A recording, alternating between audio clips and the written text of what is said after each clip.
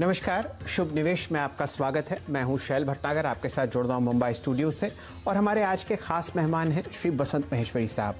आप बाजार की जानी मानी हस्ती हैं और पिछले 3 दशक से भारतीय बाजारों में निवेशित हैं। एक शानदार पोर्टफोलियो मैनेजमेंट स्कीम चलाते हैं जिसके इन्वेस्टमेंट टिप्स और स्टॉक पिकिंग आइडियाज़ पूरे बाजार में चर्चित हैं। बसंत जी, स्वागत है आपका। नमस्कार। फेस्टिवल सीजन और दीपावली की आपको हार्दिक शुभकामनाएं। चलिए, नमस्कार। आपको भी शुभ दीपावली, आपके और जितने हमारे दर्शक हैं सबको। और उम्मीद करते हैं कि अभी से अगला ही बहुत डिफरेंट होगी जो पिछले से अभी वाली दिवाली में थी। बिल्कुल सही आपने फरमाया बसंत जी। और आजकल माहौल है स्टॉक पिकर्स का, जो ये बात जान पाएं या ये बात भांप लें कि किस तरीके से जो कोविड की परेशानियां हैं उसकी वजह से बाजार में कहीं तेजी दिखेगी या मंदी दिखेगी। तो बताइए, अगले संवत के लिए किस हिसाब से आपका पोर्टफोलियो जो है किस तरीके से वो बेस्ड है, कहाँ आपको तेजी दिख रही है और कहाँ ऐसे सेक्टर्स हैं जहां पर आप अपना निवेश हटा रहे हैं? चल जी, अब लग रहा है कि समय आ रहा है कि जब आप लार्ज मिड कैप्स या स्मॉल लार्ज कैप्स में ध्यान देना स्टार्ट कर दें वापस, बिकॉज सब कुछ परेशानी पीछे हट गई है। अगर आप देखेंगे तो मार्च से अभी बाजार बड़ा ही रिंगा रिंगा रोजेस खेल रहा था, क्योंकि अगर पहले शुरुआत हुई तो लोग बोले सिर्फ कोविड प्रूफ पोर्टफोलियो चलेगा। तो भाई क्या किया लोगों ने, भारतीय एयरटेल लिया, भर लिया अपने आप को कि भाई जैसे 10 साल तक सब कुछ बंद ही रहेगा। ये नहीं सोचा कि 10 साल बंद रहेगा तो आप टेलीफोन और मोबाइल के बिल कहां से चुकाएंगे और किसके लिए किसको फोन करेंगे। फिर उसके बाद एक सेकंड स्ट्रीम आई जब बोले बियर कंपनी और लीकर कंपनी लिया जाए, क्योंकि अब यही होम डिलीवरी होगा, लोग यही पी के यही अपना सारा गम बिताएंगे।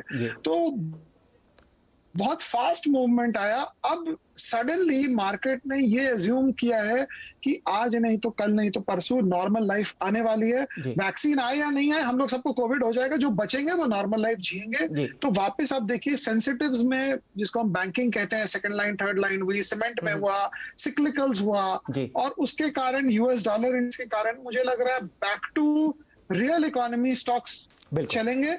लेकिन इकोनॉमी चलेगी कि नहीं, वो डिबेट तो बरकरार है। तो बसंत जी, इसी बात को जरा और बढ़ाते हैं। आपने कहा कि वापस रिस्क ऑफ ट्रेड आपको आता हुआ दिख रहा है साइक्लिकल्स में, इंडस्ट्रियल्स में और खासकर बैंकिंग में। बताइए किस तरीके से आपका पोर्टफोलियो बदल रहा है, कैसे हमारे निवेशक और दर्शक जो हैं आगे आने वाले 1 साल के लिए, 2 साल के लिए अपने पोर्टफोलियो में फेरबदल करें? ये आपको एक एग्जाम्पल देते हैं। जब आप एक आर्मी कमांडो को देख लीजिए, और टेररिस्ट जब फायर करता है तो वो पहले उसे वापस गोली नहीं चलाता है, पहले समरसॉल्ट लेकर अपने बंकर के अंदर घुसता है जी। मतलब पहले मैं अपने आप को बचाऊं।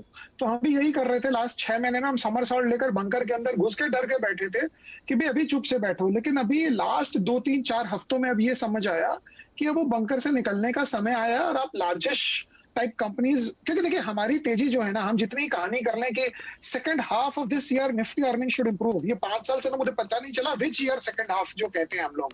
मुझे नहीं लगता इकोनॉमी में कुछ होएगा। इकोनॉमी ऐसी ही चलती रहेगी, रेंगते रेंगते धीरे धीरे आपस में।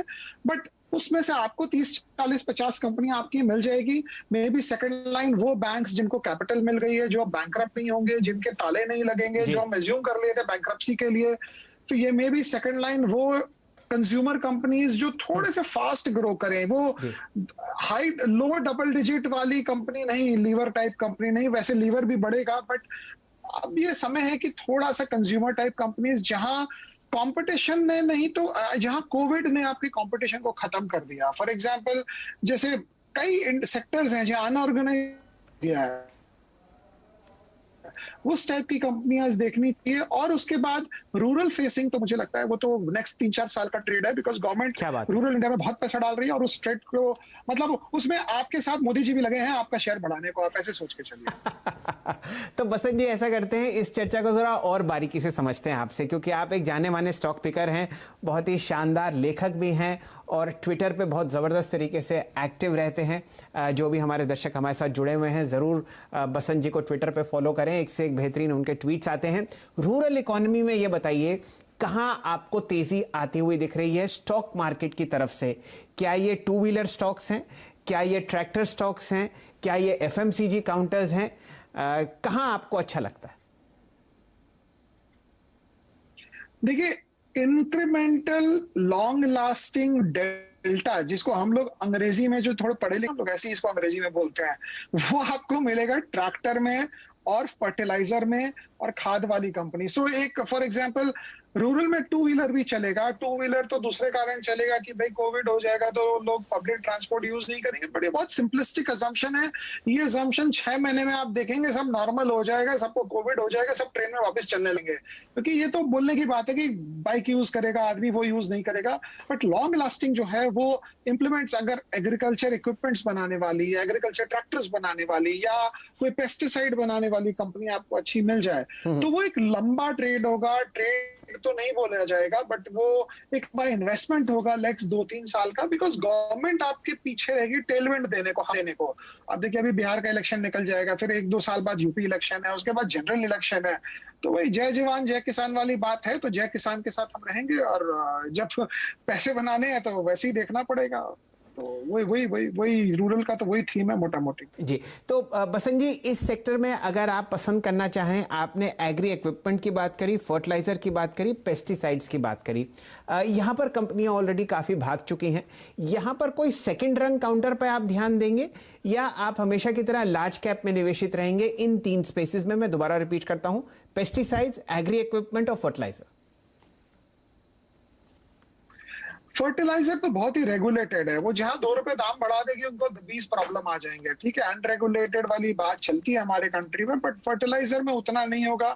एक बहुत सॉलिड कंपनी है पीआई इंडस्ट्रीज, हमारे पास नहीं है, लेकिन वो बहुत महंगी है, उसमें आपको मतलब वो चमत्कार नहीं होगा। रूरल फोकस्ड कुछ भी होए, आपको कुछ समझ नहीं आता, आप डाबर ले लीजिए, रिकमेंडेशन नहीं है, मतलब कम से कम आप सबसे अच्छा ही करेंगे ऐसा लगता है। बिकॉज एक तो इकोनॉमी जब ठंडी होती है तब यही सब स्टॉक्स चलते हैं, और सेकंड इंपॉर्टेंटली रूरल में पैसा आएगा तो लोग इंक्रीमेंटल यहीं स्पेंड करेंगे, तो वो हिसाब से देखना चाहिए। जी, तो बसंत जी, आप और मैं 3 दशक से बाजार में जुड़े हुए हैं और हम हमेशा ये मान के चलते हैं कि जो एफएमसीजी काउंटर्स हैं वो हमारे बाजार के जनक हैं, और वहाँ पर बहुत लोगों ने बहुत ही लंबे समय में निवेश करके बहुत ही बेहतरीन पैसा कमाया है। चलिए 2 सेक्टर्स पर फोकस करते हैं। सबसे पहले लेते हैं फार्मा स्पेस, थोड़ी बहुत रिलेटेड है केमिकल से और पेस्टिसाइड से। यहाँ पर शानदार हमने रैली देखी, कोविड और नो कोविड जैसा कि आप कहते हैं। यहाँ पर आपको क्या सेक्युलर रैली बरकरार दिखती है?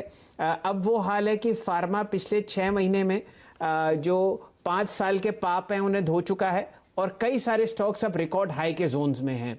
वहां पर बताइए, क्या मोमेंटम चेज किया जाए? ये लंबी अवधि की स्टोरी है या यहां पर हो चुका? निफ्टी फार्मा इंडेक्स अगर आप देखेंगे तो अभी भी मुझे नहीं लगता है कि Nifty pharma index is anywhere near it's old high. तो आप ठीक है, फार्मा में रैली आई है, वो एपीआई में बड़े जोर के लोग घुस गए हैं, पैसे बने हैं ऑब्वियसली, लेकिन ट्रेंड मैं जब भी मानूंगा फार्मा को leader of this bull market, जब भी मानूंगा मैं जब फार्मा इंडेक्स अपना 2015 के हाई है, 2014 का जो हाई है उसको क्रॉस करे। जब तक वो क्रॉस नहीं करेगा, ये एक अच्छा मनी मेकिंग अपॉर्चुनिटी, एक अच्छा वेल्थ क्रिएटिंग अपॉर्चुनिटी है, वो हम उससे नहीं ले सकते। तो मुझे लगता है उस एंगल से फार्मा को देखना चाहिए। और फार्मा में भी स्टॉक्स बढ़ते हैं तो ऑब्वियसली ऐसे बढ़ते हैं, और घटते तो भी वो 1000 रुपए का स्टॉक 300 रुपए कब हो जाता है पता नहीं चलता है। तो ये हर आम निवेशक के हाथ की चीज नहीं है कि वो जैसा चाहे उसको ले ले, तो वो एंगल से देखना चाहिए उसको। जी, चलिए, तो ये बताइए, आप जहां तक मुझे समझ में आया अपने पोर्टफोलियो में रूरल थीम में तो ओवरवेट हैं। बताइए कौन कौन से ऐसे सेक्टर्स हैं जहां पर आपने अपना ध्यान जो इतना जबरदस्त तरीके से केंद्रित था प्री कोविड, वहां पर कुछ अपनी पोजीशंस घटाई हैं?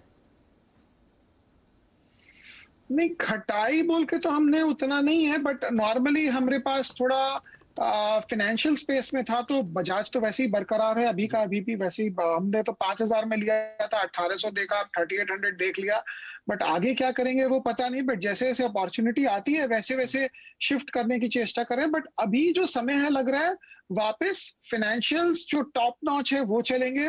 और जैसे पहले 10 एनबीएफसी चलती थी तो अब शायद 2 या 3 चलेगी, पहले 10 बैंक्स चलते थे तो शायद 2 या 3 चलेंगे। लेकिन शैल जी, जब मंदी जब खत्म होती है, जब बैंकों को फंडिंग मिल जाती है, तो हमको 3 महीना पहले आप देखिए हमारे second line third line banks को इक्विटी फंडिंग मिल गई। तो मुझे लगता है उस एंगल से भी देखना चाहिए कि इक्विटी फंडिंग जब बैंक्स को मिल गई, मतलब कि इकोनॉमी की प्रॉब्लम थोड़ी सी सॉल्व नजर आ रही थी उन लोगों को।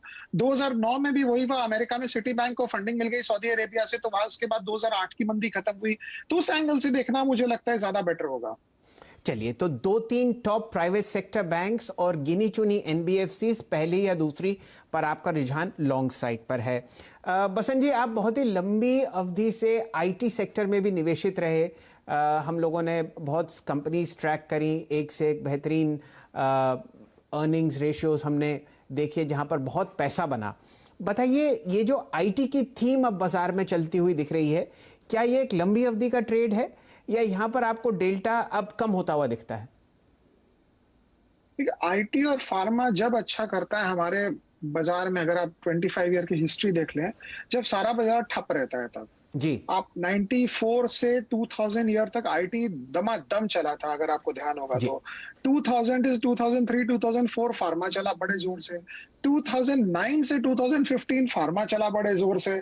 ये सारे जो मैं सेगमेंट आपको बता रहा हूँ, इसमें आप देखिए निफ्टी कहीं ना कुछ नहीं हुआ, निफ्टी वहीं का वहीं रहा। तो आपको इसमें दो चीजें हैं, एक तो जब डॉलर आपका अप्रिशिएट करता है और रुपया ऊपर जाता है, 70 का रुपया अगर 80 हुआ तो ऑब्वियसली नेचुरल एक्सपोर्टर्स को फायदा होता है।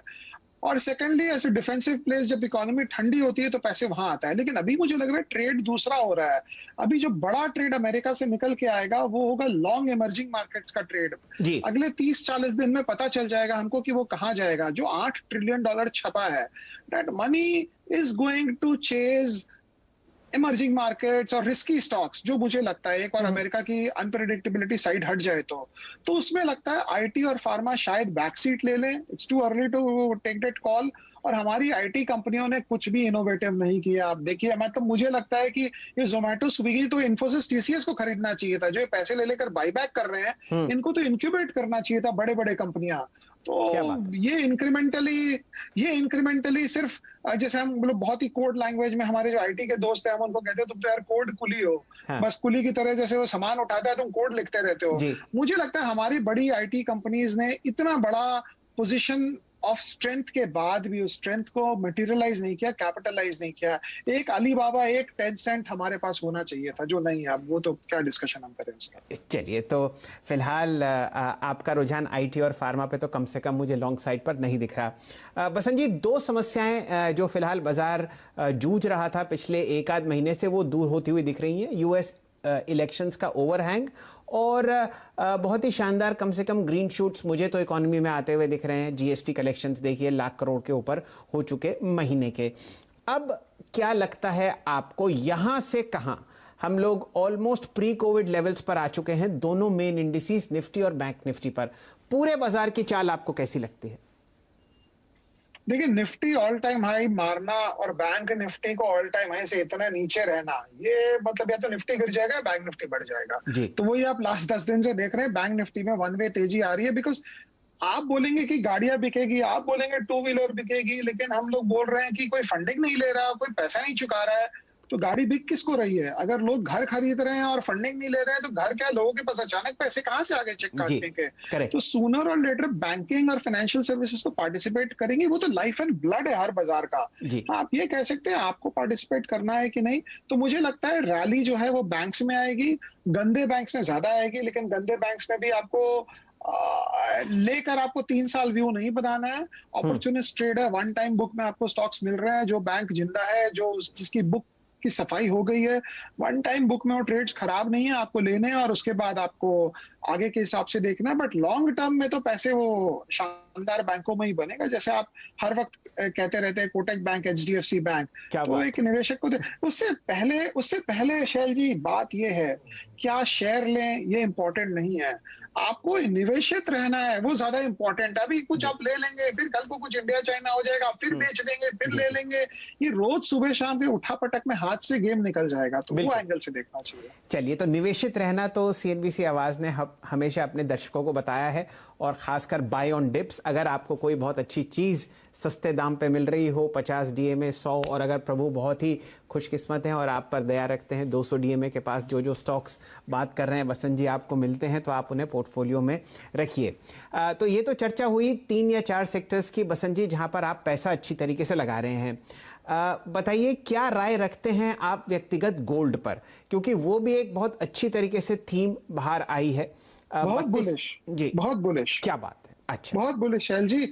मुझे लगता है सोने की तेजी तो, लेकिन सोना में प्रॉब्लम ये है, अगर आप सोना ले लिए और आप फंस गए तो उसका भाव 10 साल 20 साल तक आएगा नहीं। मुझे नहीं लगता है कि अभी ऐसा कोई मौका है जहां आप सोना का टॉप कॉल कर सकते हैं, क्योंकि वर्ल्ड जो है वो बहुत ही, देखिए प्रॉब्लम अभी क्या हो गया, दुनिया में डेट हर जगह बढ़ गया है, सॉवरेन लेवल पे, इंडिविजुअल लेवल पे, कॉर्पोरेट लेवल पे।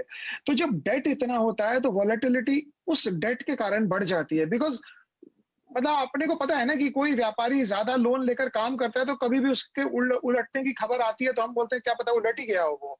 तो दुनिया में इतने डेट के बाद जब वोलेटिलिटी इतनी बढ़ जाएगी तो लोग सेफ्टी ढूंढते हैं। सेफ्टी मुझे लगता है गोल्ड एज एन, देखिए लॉजिकली डॉलर इतना प्रिंट हो रहा है, लेकिन डॉलर डिप्रिशिएट क्यों नहीं हो रहा है? क्योंकि डॉलर किसके अगेंस्ट डिप्रिशिएट करे? यूरो के अगेंस्ट। यूरो की तो और हालत खराब है। येन के अगेंस्ट, येन में भी कोई खास बात हो नहीं रही है। रुपया के अगेंस्ट तो इंडियन रुपी तो हमको सबको पता है क्या हो रहा है। तो all currency stick together are depreciating against the alternate of currencies which is gold। क्या तो बात है। गोल्ड अप्रिशिएट नहीं हो रहा है, करेंसी जो है पेपर करेंसी डिप्रिशिएट हो जा रही है। हम्म। और इस एंगल से सोने को देखना चाहिए। सोना का दाम नहीं बढ़ रहा है, रुपया हम्म। का दाम, कागज का दाम, जो हम्म। प्रिंटेड करेंसी नोट्स है क्या बात है। उनका वैल्यू घट रहा है, इसीलिए सोना ऊपर आ रहा है। तो मुझे लगता है जब तक नोट छपाई चलती रहेगी ये क्या सोना बात। का दाम बढ़ता रहेगा। ये किसी को कुछ समझ में नहीं आता है तो शेयर बाजार अगर उसको ज्यादा दिमाग नहीं लगाना है तो सोना जरूर खरीदे रखे। और अभी तो मुझे लगता है 1-2 साल तो चलेगी सोने की तेजी। क्या बात है बसंत जी, आपने तो एक बहुत जबरदस्त मैक्रो इकोनॉमिक लेसन भी दे दिया। लेकिन समय एक छोटे से ब्रेक का, ब्रेक के बाद बसंत जी हम आपसे दोबारा जुड़ेंगे और चर्चा करेंगे एक दो सेक्टर्स की जहां पर आपने हमेशा कहा कि भाई यहां से दूर रहो। ये है पीएसयू बैंकिंग बास्केट और पीएसयू शेयर्स। थोड़ी देर में हम हाजिर होते हैं, जुड़े रहिए हमारे साथ।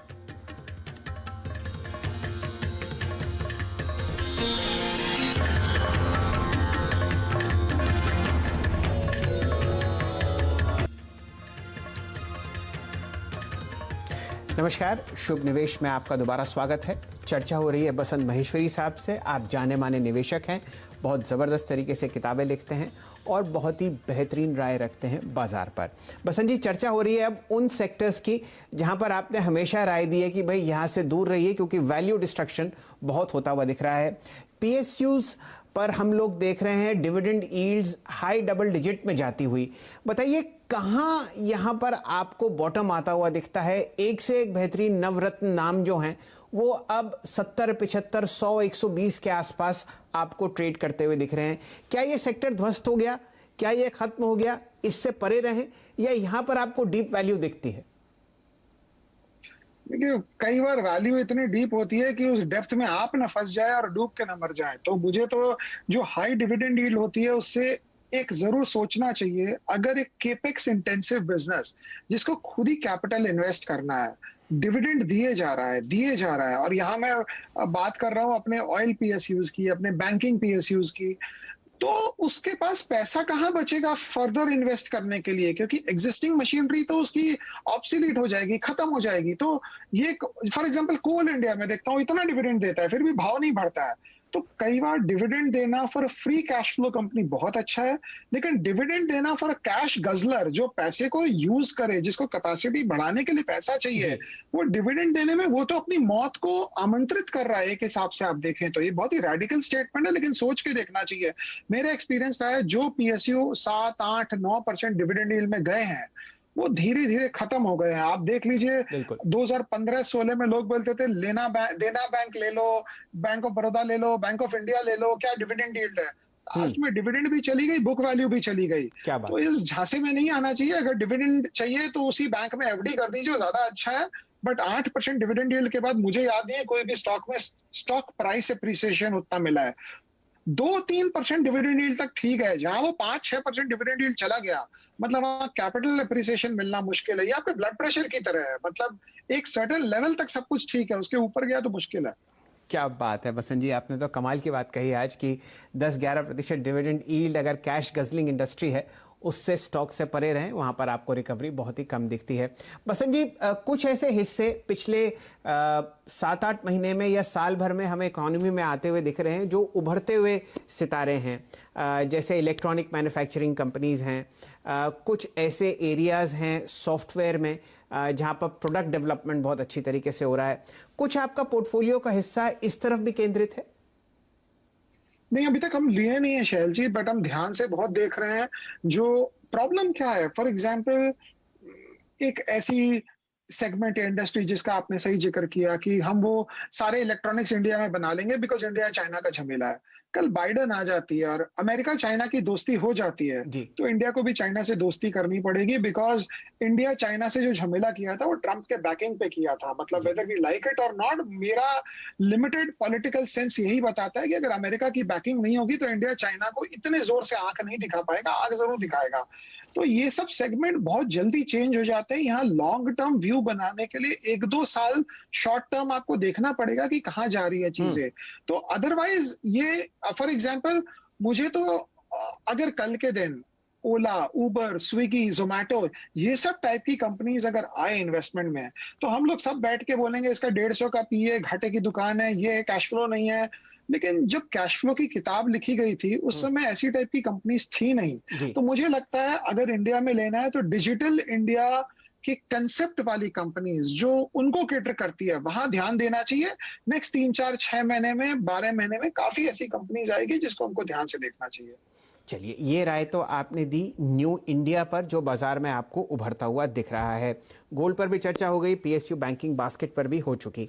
एक ऐसा ट्रेड बसंत जी सेक्टोरली ही बताइए जहां पर आपने एक ऐसी लॉन्ग कॉल ली हो कि भाई मान लीजिए ये पैसा खत्म भी हो गया तो भी देखा जाएगा, लेकिन उसमें इस तरीके का आपको एक रुझान आता हुआ दिख रहा है कि कोई ना कोई मल्टी बैगर जरूर निकलेगा।